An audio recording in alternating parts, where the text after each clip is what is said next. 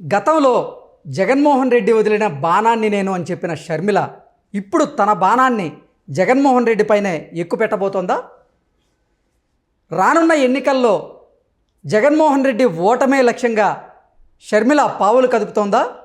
అందులో భాగంగానే క్రిస్టియానిటీ అనే స్లోగన్తో ఇప్పుడు తెర వెనకే మరో కొత్త రాజకీయాన్ని తీసుకొస్తుందా అంటే అవుననే సమాధానం ఇస్తున్నారు కొంతమంది రాజకీయ విశ్లేషకులు.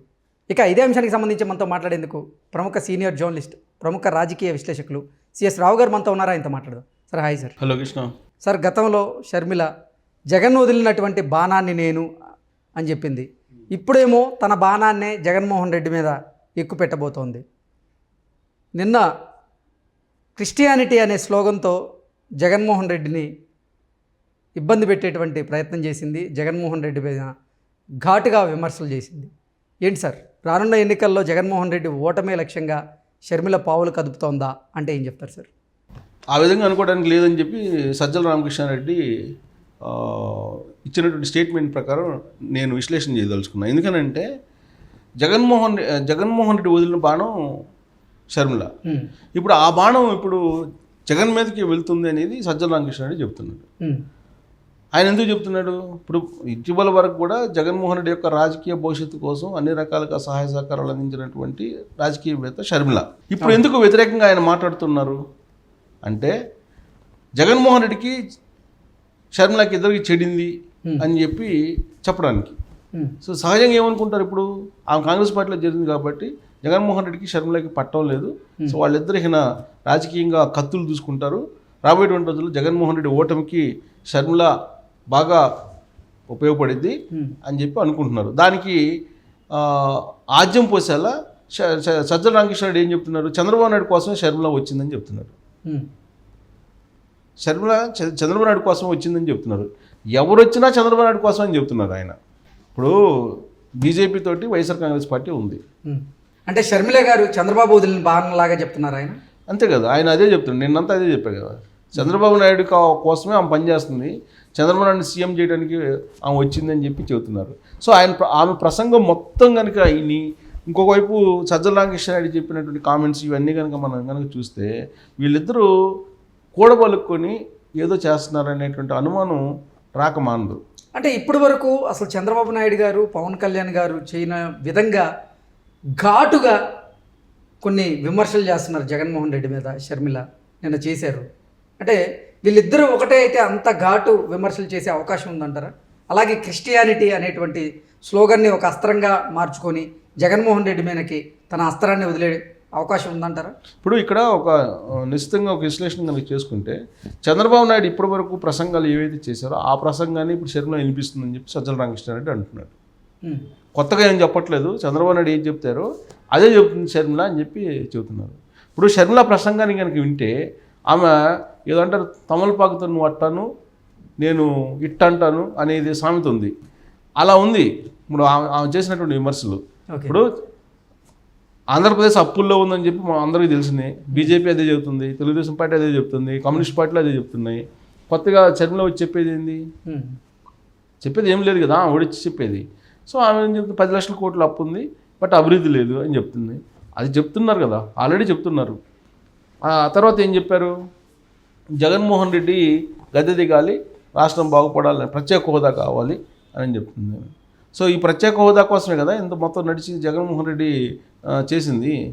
సో ఇప్పుడు కొత్తగా చెప్పింది ఆమె ఏం చెప్పాలా, కొత్తగా ఏదైనా చెప్పాలనుకుంటే ఆమె దగ్గర నుంచి జనాలు ఆశించేది ఏంటంటే నిజంగా జగన్మోహన్ రెడ్డికి షర్మిలకి కనుక తేడా ఉంటే రాజకీయంగా ఎవరు బాబాయిని చంపారు, అసలు ఇంట్లో వ్యవహారాలు ఏంటి, జగన్మోహన్ రెడ్డి వైఎస్ఆర్ కాంగ్రెస్ పార్టీని ఎందుకు పెట్టారు, ఆయన వైఎస్ఆర్ కాంగ్రెస్ పార్టీ పెట్టినప్పుడు ఏమనుకున్నారు, రాజశేఖర రెడ్డి చనిపోగానే సంతకాల సేకరణ ఎందుకు చేశాడు, సంతకాల సేకరణ చేసి ముఖ్యమంత్రి కావాలని, ఆ ముఖ్యమంత్రిని చేయకపోయినందువల్లనే కాంగ్రెస్ పార్టీ నుంచి బయటకు వచ్చాడా, లేదంటే నిజంగానే అవమానం జరిగి బయటకు వచ్చారా, అసలు ఆయన కేసుల విషయంలో ఏం జరిగింది.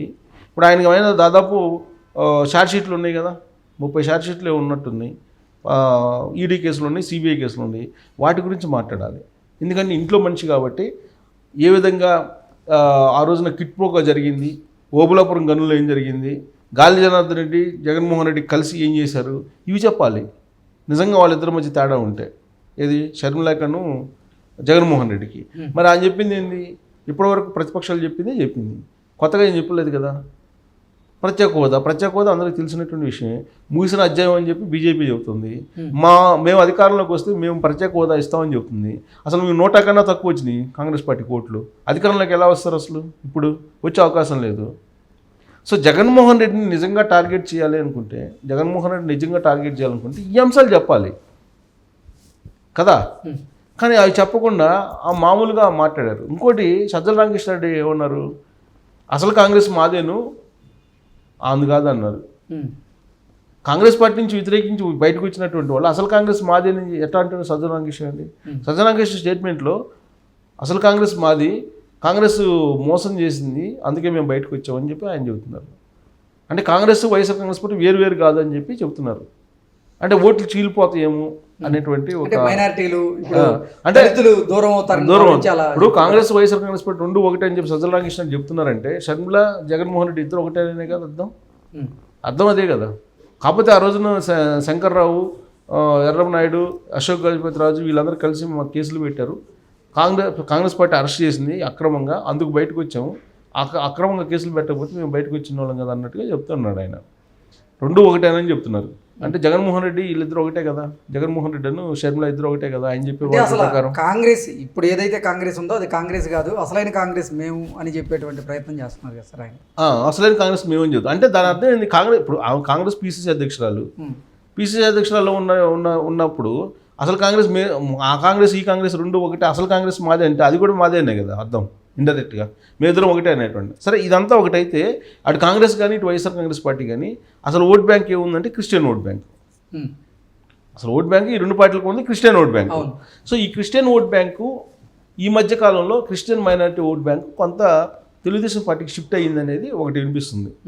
కారణం ఏంటంటే జగన్మోహన్ రెడ్డి ఏదైతే హామీలు ఇచ్చారో అది చేయలేదు అనేటువంటి ఫీలింగ్లో ప్రత్యేకించి ముస్లిం మైనారిటీలు ఎక్కువగా ఉన్నారు. సో క్రిస్టియన్ ఓట్ బ్యాంకు ఎక్కువగా ఉంది. సో క్రిస్టియన్ ఓట్ బ్యాంకుని పక్కకు వెళ్లకుండా, Christian vote bank Jaganmohan Reddy కాదని వెళ్తే తెలుగుదేశం పార్టీకి వెళ్ళాలి. సో అలా వెళ్తే నష్టం జరుగుతుంది కాబట్టి క్రిస్టియన్ ఓట్ బ్యాంక్ని, క్రిస్టియన్ అంశాన్ని తీసుకుంది ఆమె షర్మిల. ఏం తీసుకుంది? మణిపూర్ సంఘటన తీసుకున్నారు. మణిపూర్ సంఘటన తీసుకొని అక్కడ మణిపూర్లో అన్ని రకాల క్రిస్టియన్స్ చనిపోతే, కొన్ని వేల మంది చనిపోతే, కొన్ని వేల మంది మీద దాడులు జరుగుతుంటే ఎందుకు రెస్పాండ్ కాదు జగన్మోహన్ రెడ్డి అనేటువంటి వ్యాఖ్యను చేశారు. అంటే క్రిస్టియన్ ఓట్ బ్యాంక్ మీద అటు జగన్మోహన్ రెడ్డి ఇటు షర్మిల ఇద్దరు ఫైట్ చేయబోతున్నారు అనే సంకేతం ఇస్తున్నారు. రాష్ట్ర ప్రయోజనాలు అనేది అందరూ అనుకుంటుంటే ఇప్పుడు షర్మిల వచ్చిన తర్వాత క్రిస్టియన్ ఓట్ బ్యాంకు చుట్టూ తిప్పేటువంటి ప్రయత్నం చేస్తున్నారు రాజకీయాన్ని.